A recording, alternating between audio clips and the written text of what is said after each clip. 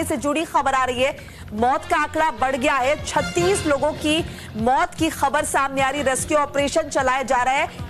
देखिए 40-42 यात्रियों की ऑक्यूपेंसी थी, कैपेसिटी थी बस की, लेकिन इंफॉर्मेशन ये है कि ज्यादा यात्री इसमें सवार थे, ओवरलोडेड ये बस थी। जैसे कि हमारे सहयोगी हमें ग्राउंड जीरो से अपडेट दे रहे हैं, इस बस में जरूरत से ज्यादा यात्री सवार थे, यानी कि बड़ी प्रशासनिक चूक।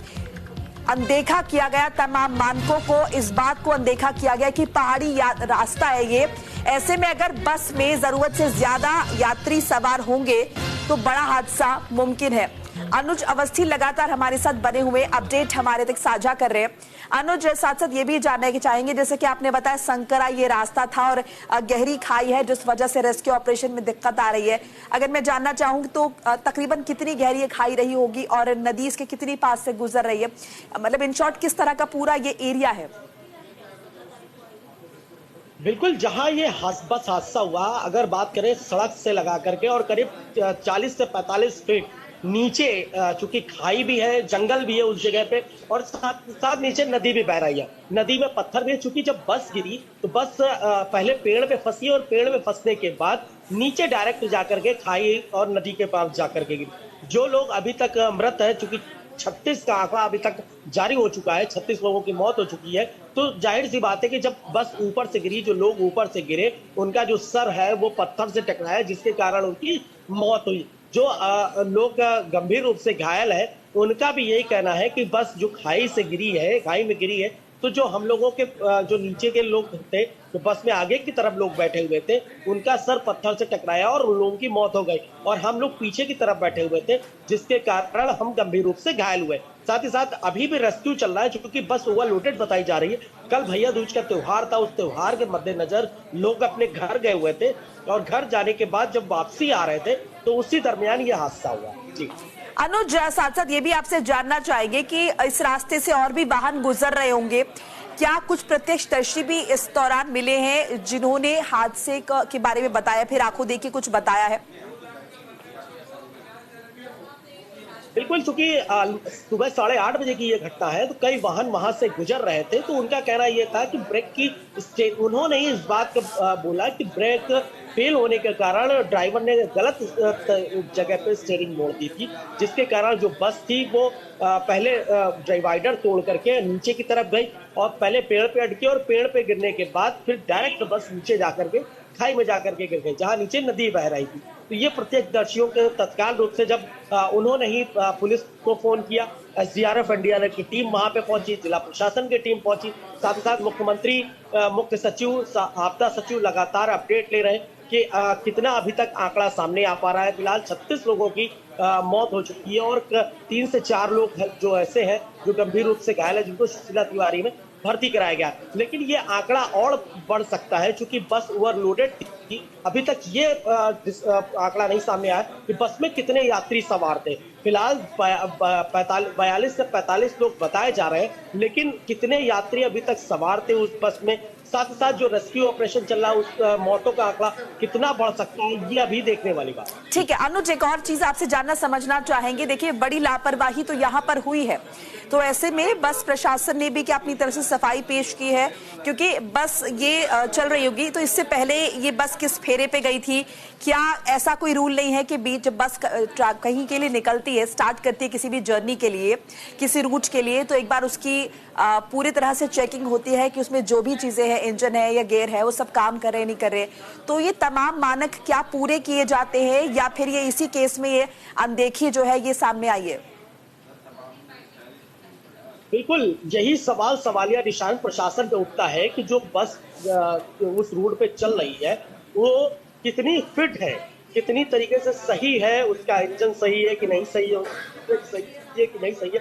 इन तमाम चीजों को जो है आरटीओ प्रवर्तन, इसकी जिम्मेदारी होती है, प्रशासन की जिम्मेदारी होती है। लेकिन इस तरीके की लापरवाही सामने आई, इसी वजह से मुख्यमंत्री ने तत्काल रूप से जो है उनको निलंबित कर दिया, और निलंबित करने के बाद मुख्यमंत्री ने इस बात को बोला है कि इसकी जांच मजिस्ट्रेटियल जांच कराई जाएगी। चलिए ठीक है अनुज, आप नजर बनाए रखिए, आगे भी आपसे अपडेट लेंगे। फिलहाल के लिए शुक्रिया। और देखिए रेस्क्यू ऑपरेशन लगातार चला, जिस तरह से हमारे सहयोगी बता रहे हैं। और एक बड़ी बात यह है कि जानकारी मिल रही है बस ओवरलोडेड थी। इसकी जो कैपेसिटी थी वो तकरीबन 42 पैसेंजर की थी, लेकिन जरूरत से ज्यादा यात्री इसमें बिठाए गए थे। ये इंफॉर्मेशन जो है निकलकर सामने आ रही है। इस बीच देखिए ये बस खाई में गिरी है और 36 लोग जो है इसमें मारे गए हैं।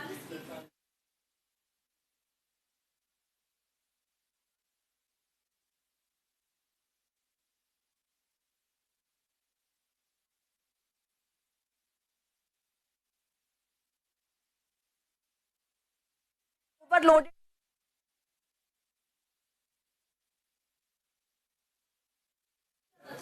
तो देखिए पीड़ित परिजनों को मुआवजे का ऐलान किया गया राज्य सरकार की तरफ से। मृतक के परिजनों को 4-4 लाख रुपए देने का ऐलान किया गया। हादसे के जो घायल लोग हैं उन्हें फिलहाल अस्पताल में एडमिट कराया गया कि 1 लाख रुपए उन्हें दिएंगे।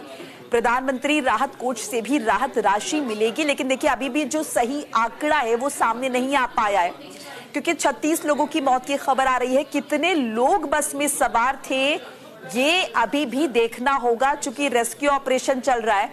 ये वो नदी आपको स्क्रीन पर दिखा रहे हैं और वो खाई भी दिखा रहे हैं, किस तरह से बस ऊपर से डिसबैलेंस होकर नीचे गिरी है। अब देखिए तमाम वो बिंदु हैं, वो सवाल हैं जिनके जवाब तलाशे जा रहे हैं। लापरवाही तो हुई है, लेकिन उस लापरवाही का खामियाजा कितने बड़े स्तर पर उठाना पड़ रहा है। इतने सारे लोगों की जान चली गई है और अभी भी पता नहीं कितने और लोग हैं जो काल के गाल में समाएंगे। कुछ लोग जख्मी हैं, उन्होंने बताया। आप बीती बताई सुबह तकरीबन 8:30 बजे का वक्त रहा होगा, जैसे कि हमारे सहयोगी ने साझा किया। और देखिए चूंकि रास्ता खाई वाला है, खाई में ये बस गिरी है, इसीलिए रेस्क्यू ऑपरेशन में दिक्कत आ रही है। एसडीआरएफ एनडीआरएफ की टीम मुस्तैदी से काम तो कर रही है, बचाव की कोशिश की जा रही है, लेकिन बहुत मुश्किल है यहाँ पर स्थितियां और इसीलिए थोड़ा वक्त यहाँ पर लग रहा है। हालांकि लगातार ये प्रक्रिया जारी है और राजनीतिक प्रतिक्रियाएं भी इस बीच आनी शुरू हो गई हैं। मुख्यमंत्री पुष्कर सिंह धामी भी अल्मोड़ा पहुंच सकते हैं, ये इंफॉर्मेशन भी जो है न्यूज इंडिया ने आपके साथ साझा की है। पीड़ित परिजनों के बीच जाहिर तौर पर बहुत इस वक्त रोष का माहौल है और कहीं ना कहीं गमगीन है, क्योंकि कल ही भाई दूज का त्योहार था और उसके बाद ऐसे बहुत सारे लोग हैं जो कि त्योहार मनाकर अपने घर लौट रहे थे और इस बड़ी त्रासदी का शिकार हो गए हैं। तो अमूमन ये देखा जाता है कि किसी भी व्हीकल में ओवरलोडेड वो कर लेते हैं, लोग भी बैठ जाते हैं और कहीं ना कहीं बैठाने वाला भी उन्हें बैठा लेता है, लेकिन चूंकि पहाड़ का मामला है और ऐसे में यहाँ पर किसी भी तरह से अगर वाहन ओवरलोडेड होगा तो ये बड़ी कहीं ना कहीं देखें तो दुर्घटना का शिकार हो सकते हैं। और कुछ ऐसा ही इस केस में भी देखने को मिला है, जहां पर कैपेसिटी 40-42 थी, लेकिन बहुत ज्यादा लोगों को बैठा लिया गया। कितने लोग हैं, ये जो एग्जैक्ट नंबर है, जो एग्जैक्ट फिगर है, ये सामने नहीं आ पाया। लेकिन अगर 36 लोगों की मौत हुई है और कुछ लोग अस्पताल में भर्ती हैं, तो आप समझ लीजिए कि मानकों से खिलवाड़ तो हुआ है। इस बीच बस के ब्रेक नहीं काम कर रहे थे। अब ये भी सवाल है कि जब शुरुआत की आपने अल्मोड़ा से, तो क्या एक बार चेक नहीं किया गया फिटनेस को कि बस कितनी फिट है? इतने सारे राहगीरों को उनके गंतव्य तक पहुंचाने के लिए क्या उसका इंजन, उसका जो ब्रेक है या एक्सेलेटर है, ये तमाम चीजें ठीक से काम कर रही या नहीं कर रही, या फिर इन्हें भी ऐसे ही आपने लापरवाही से छोड़ दिया?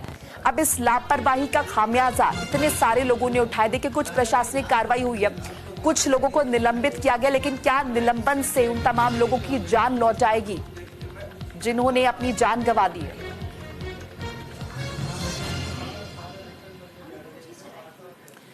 और देखिए इस हादसे को लेकर लगातार राज्य